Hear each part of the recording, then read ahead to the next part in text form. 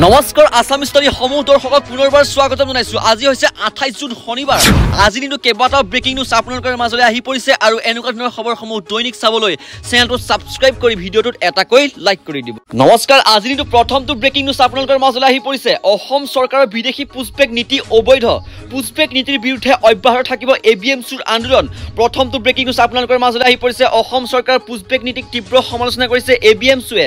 অসম চৰকাৰৰ বিদেশী পুষ্পেক নীতি অবৈধ বুলি কৈছে এবিএমচিয়ে আৰু পুষ্পেক নীতিৰ বিৰুদ্ধে গুৱাহাটী উচ্চ ন্যায়ালয়ত দাখিল কৰিব এবিএমচিৰ পিআইএলৰ প্ৰথমটো শুনানি। এই মুহূৰ্তত এটা অতিকে গুৰুত্বপূৰ্ণ খবৰ আহি পৰিছে। অসমৰ প্ৰত্যেকগৰাকী জনসাধাৰণৰ বাবে আৰক্ষীয়ে আটক কৰি বাংলাদেশলৈ পুষ্পেক কৰা লোকৰ তালিকা দাখিলৰ নিৰ্দেশ দিছে এবিএমচিয়ে আৰু কৈছে যে 22 জুলাইত হ'ব পৰৱৰ্তী শুনানি। এবিএমচিৰ পৰৱৰ্তী শুনানি হ'ব 22 জুলাইৰ পৰা আৰু পুষ্পেক নীতিৰ বিৰুদ্ধে এবিএমচিৰ আন্দোলন চলি থাকিব বুলি কৈছে আৰু এই মন্তব্য কৈছে এবিএমচিৰ নেতা টাইছন হুছেইনে। আজি দিনটো আন এক ব্ৰেকিং নিউজ আপোনালোকৰ মাজলৈ আহি পৰিছে। 18 বছৰ ওপৰৰ কোনো লোকে নাপাব আধাৰ কাৰ্ড। কেবিনেটত অসমৰ মুখ্যমন্ত্ৰী ডক্টৰ হিমন্ত বিশ্ব শৰ্মাৰ ডাঙৰ মন্তব্য আহি পৰিছে। দ্বিতীয়টো ব্ৰেকিং নিউজ, 18 বছৰ ওপৰৰ লোকে আধাৰ কাৰ্ডৰ বাবে কৰিব নোৱাৰিব এপ্লাই। প্ৰাপ্তবয়স্ক লোকে এপ্লাই কৰিব নোৱাৰিব আধাৰ কাৰ্ডৰ বাবে আৰু শিশুৰ বাবেহে এপ্লাই কৰিব পাৰিব আধাৰ কাৰ্ড।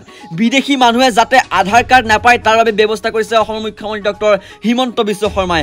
আধাৰ ভোটাৰ ল'বলৈ লাগিব জন্মৰ প্ৰমাণ পত্ৰ। জিলাৰ আয়ুক্তই প্ৰত্যক্ষভাৱে চাব লাগিব এই বিষয়টো। জিলা আয়ুক্তই নিজে প্ৰত্যক্ষ কৰিহে প্ৰয়োজনত প্ৰাপ্তবয়স্ক দিব আধাৰ কাৰ্ড। ৰাজ্যৰ প্ৰতিগৰাকী ব্যক্তিলৈ আহি পৰিছে এটা অতিকৈ ব্ৰেকিং নিউজ। পুনৰ ঋণ ল'বলৈ ওলাইছে ৰাজ্য চৰকাৰে। 1 জুলাইত ল'ব 900 কোটি টকাৰ ঋণ।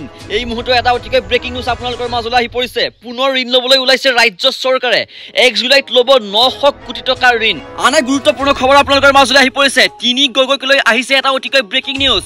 অখিল গগৈ ডাঙৰ মন্তব্য আহি পৰিছে। কিছু মন্তব্য আপোনালোকক শুনাবলৈ মই চেষ্টা কৰিছো। অখিল গগৈ, গৌৰৱ গগৈ আৰু লুৰিণজ্যোতি গগৈয়ে এক পাক 126টা সমষ্টিত এক পাক মাৰি দিয়ে। আৰু যিদিনাই আমি তিনিটা গগৈয়ে অখিল গগৈ, গৌৰৱ গগৈ আৰু লুৰিণজ্যোতি গগৈয়ে এক পাক 126টা সমষ্টিত এক পাক মাৰি দিয়ে। একেলগতে এক পাক অসমৰ 126টা সমষ্টিত একবাৰ দেখা দিলেই হ'ল আৰু। আন এক ব্ৰেকিং নিউজ আপোনালোকৰ মাজলৈ আহি পৰিছে। ভাৰতৰ প্ৰত্যেকগৰাকী জনসাধাৰণৰ বাবে আহি পৰিছে এটা অতিকৈ ব্ৰেকিং নিউজ। ৰাছিয়াৰ পৰা ভাৰতে পুনৰ ক্ৰয় কৰিব S-400 এয়াৰ ডিফেন্স। পূৰ্বতকৈ অধিক লং ৰেঞ্জৰ আৰু শক্তিশালী হ'ব S-400। এটা ব্ৰেকিং নিউজ আহি পৰিছে। ৰাছিয়াৰ পৰা ভাৰতে পুনৰ ক্ৰয় কৰিব S-400 এয়াৰ ডিফেন্স।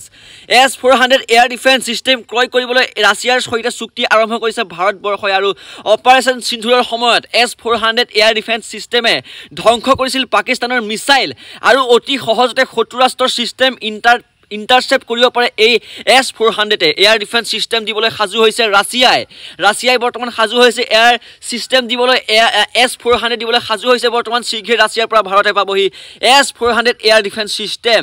পাকিস্তানৰ সৈতে যুদ্ধৰ সময়ত S-400 ধ্বংস কৰিছিল পাকিস্তানৰ মিছাইলসমূহ আৰু ৰাছিয়াৰ পৰা ভাৰতে পুনৰ ক্ৰয় কৰিব S-400 এয়াৰ ডিফেন্স। আন এক ব্ৰেকিং নিউজ আপোনালোকৰ মাজলৈ আহি পৰিছে। ভোটাৰ কাৰ্ডক লৈ সলনি হ'ল নতুন নিয়ম। জন্ম প্ৰমাণ পত্ৰ অবিহনে আবেদন কৰিব নোৱাৰিব ভোটাৰ কাৰ্ড।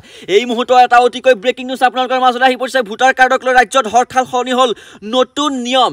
এতিয়াৰ পৰা জন্ম প্ৰমাণ পত্ৰ অবিহনে নাপাব ভোটাৰ কাৰ্ড। মাত্ৰ এখন নথি হ'লেই নাপাব ভোটাৰ কাৰ্ড আৰু বহু বছৰ পুৰণি জন্মৰ প্ৰমাণ পত্ৰ উলিয়াবলৈ লাগিব নথি। বেক ডেটত জন্মৰ প্ৰমাণ পত্ৰ আৰু সহজতে লাভ নকৰে। জিলা আয়ুক্তৰ অবিহনে কোনেও বেক ডেটত উলিয়াব নোৱাৰিব জন্মৰ প্ৰমাণ পত্ৰ। ভোটাৰ কাৰ্ড আৰু জন্মৰ প্ৰমাণ পত্ৰক লৈ ডাঙৰ ঘোষণা আহি পৰিছে অসমৰ মুখ্যমন্ত্ৰী ডক্টৰ হিমন্ত বিশ্ব শৰ্মাৰ।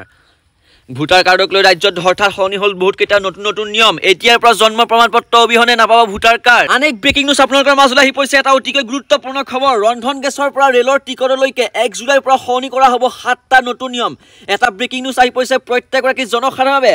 লাখ লাখ লোকৰ বাবে আহি পৰিলে এটা অতিকৈ ডাঙৰ খবৰ। 1 জুলাইৰ পৰা আহিব 7টা নতুন নিয়ম। ৰন্ধন গেছৰ পৰা ATM-লৈকে আহিব পৰিৱৰ্তন। সলনি হ'ব পাৰে ৰন্ধন গেছৰ মূল্য। ATM-ৰ টকা উলিওৱাৰ ক্ষেত্ৰতো আহিব নতুন নিয়ম। এটা ব্ৰেকিং নিউজ আহি পৰিছে। গুগল পে, ফোন পেৰ ক্ষেত্ৰতো সলনি হ'ব বহুকেইটা নিয়ম আৰু 30 জুনৰ পৰা UPI লেনদেনত সলনি হ'ব বহুকেইটা নিয়ম।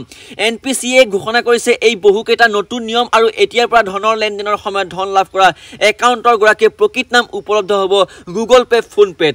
লেনদেনত হোৱা দুৰ্নীতি ৰোধৰ বাবে অনা হৈছে এই নতুন নিয়মকেইটা আৰু ইয়াৰ পূৰ্বে ফোনত যি নামত ছেভ কৰা হৈছিলে সেই নামতে আহিছিলে, তেওঁক পইচা পঠালে সেই নামতে তেওঁ আহিছিলে, কিন্তু এতিয়াৰ পৰা তেওঁৰ বেংকৰ লগত যি নাম আছে সেই নামে আহিব গুগল পে ফোন পে এটা ব্ৰেকিং নিউজ বুলি ক'ব লাগিব প্ৰত্যেকগৰাকী জনসাধাৰণৰ বাবে লাখ লাখ লোকৰ বাবে আহি পৰিলে ডাঙৰ খবৰ পুনৰবাৰ জনাবলৈ চেষ্টা কৰিছো আপোনালোকক 1 জুলাইৰ পৰা আহিব 7টা নতুন নিয়ম ৰন্ধন গেছৰ পৰা এটিএমলৈকে আহিব পৰিৱৰ্তন সলনি হ'ব পাৰে ৰন্ধন গেছৰ মূল্য সলনি হ'ব পাৰে আপোনালোকৰ ৰন্ধন গেছৰ মূল্য যিহেতু এতিয়া যি দাম আছে সেই দাম নাথাকিব পাৰে 1 জুলাইৰ পৰা এটিএমৰ পৰা টকা উলিওৱাৰ ক্ষেত্ৰতো হ'ব পাৰে আপোনালোকৰ নতুন নিয়ম 1 জুলাইৰ পৰা এটিএমৰ পৰা আপোনালোকে যেনেদৰে টকা উলিয়াইছিলে সেই নিয়ম সলনি হ'ব পাৰে এতিয়াৰ পৰা আৰু গুগল পে ফোন পেৰ ক্ষেত্ৰতো হ'ব পাৰে বহুকেইটা নতুন নিয়ম 30 জুনৰ পৰা ইউপিআই লেনদেনৰ সলনি হ'ব বহুকেইটা নিয়ম আপোনালোকে এনপিচিএ ঘোষণা কৰিছে আপোনালোকৰ বাবে এই বহুকেইটা নতুন নিয়ম আৰু এতিয়াৰ পৰা ধনৰ লেনদেনৰ সময়ত ধন লাভ কৰা একাউণ্টৰ গৰাকীৰ প্ৰকৃত নাম উপলব্ধ হ'ব গুগল পে ফোন পে আজিতো কেইবাটা ব্ৰেকিং নিউজ আপোনালোকৰ মাজলৈ লৈ আহিলো আৰু এনেকুৱা ধৰণৰ ব্ৰেকিং নিউজসমূহ সদায় চাবলৈ চেনেলটো সাবস্ক্ৰাইব কৰি ভিডিঅটো এটা কৰি লাইক কৰিব চেনেলটো সাবস্ক্ৰাইবটো এটা কাৰণে কৰিব এনেকুৱা ধৰণৰ ইম্পৰ্টেন্ট ব্ৰেকিং নিউজসমূহ সদায় পাই থাকিব ষ্টুডিঅ'ৰ পৰা মই সুবৰা বিদায় লৈছো ধন্যবাদ জয় অসম জয় হিন্দ